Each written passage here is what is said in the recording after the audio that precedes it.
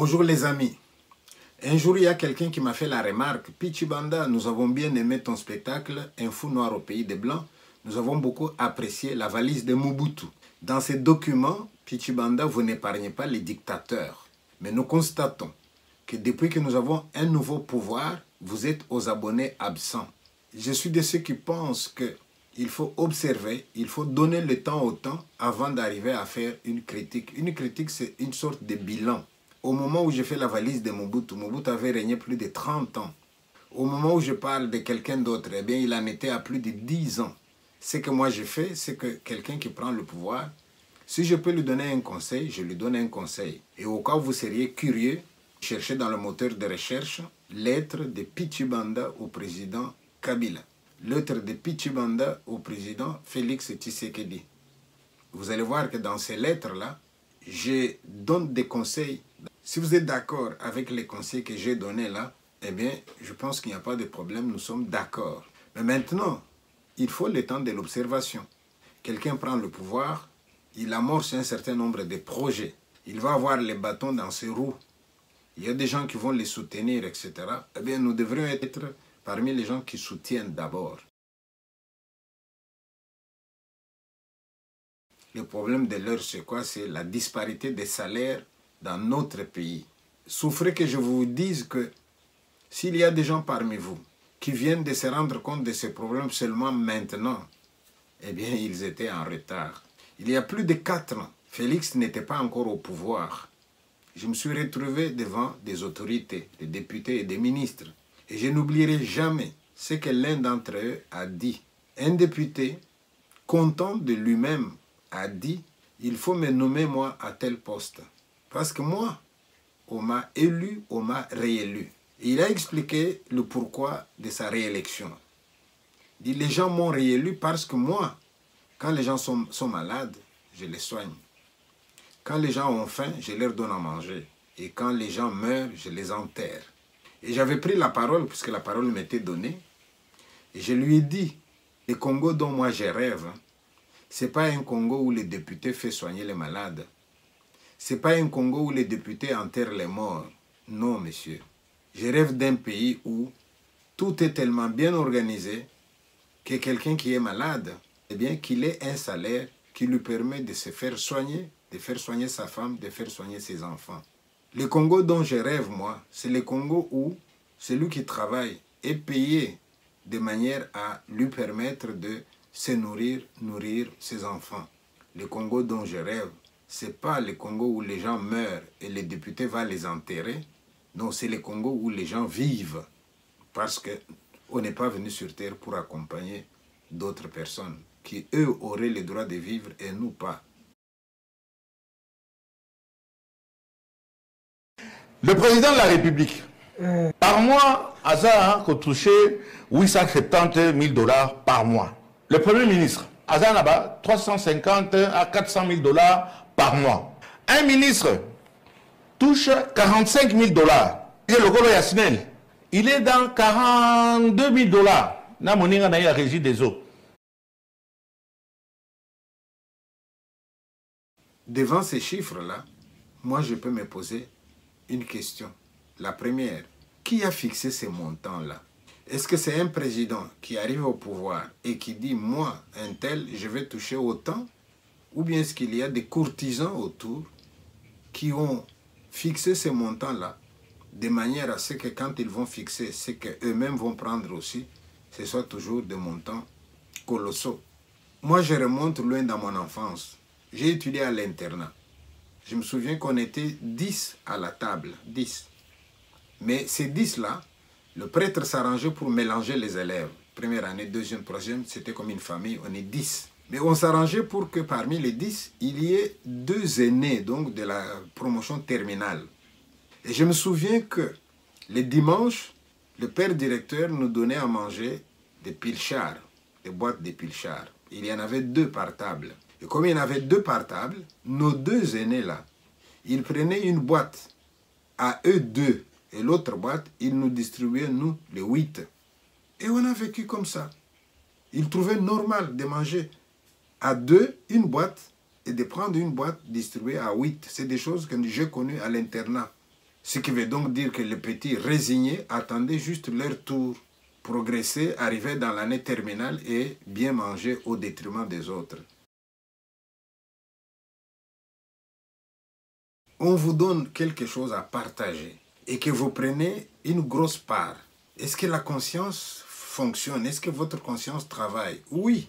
Mais qu'est-ce qui fait que on commet quand même cette injustice-là? On commet cette injustice parce que l'individu, il corrompt sa conscience. La conscience vous dit c'est pas bien, mais vous rationalisez. Rationaliser, c'est donner à votre conscience qui vous interroge des raisons qui justifient votre conduite. Par exemple, oui, mais je suis l'aîné. Par exemple, je suis le plus grand. Par exemple, moi, j'occupe tel poste.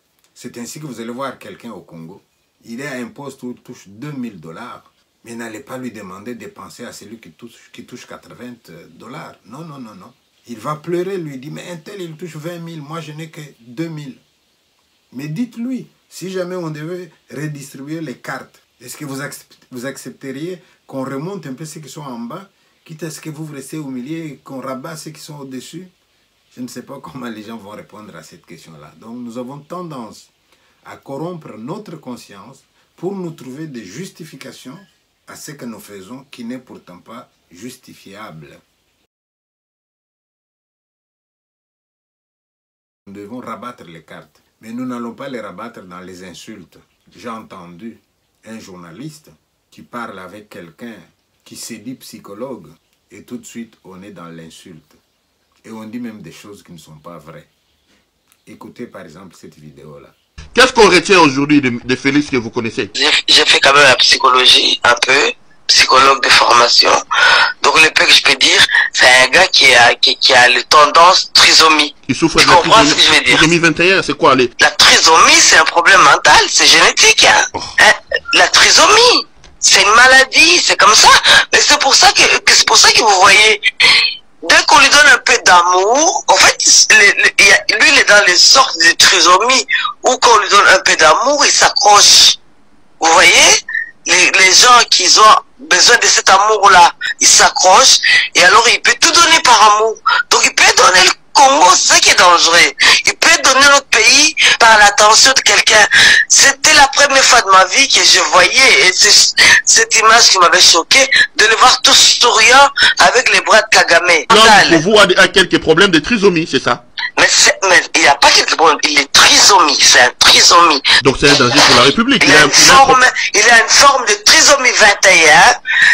Ce n'est pas normal qu'un monsieur il va dans les fêtes, au mariage, il regarde ses gestes, regarde ses faits et gestes. Les autres ils l'ont compris, ils l'ont isolé maintenant. C'est pas lui qui nous gère, c'est quelqu'un d'autre qui nous gère. C'est sa femme, avec son hégémonie de Kagame, Fortuna Bisselele qui rentre en danse, des cabinets qui s'ouvrent gauche-droite. Merci beaucoup, merci maman, ça fait plaisir.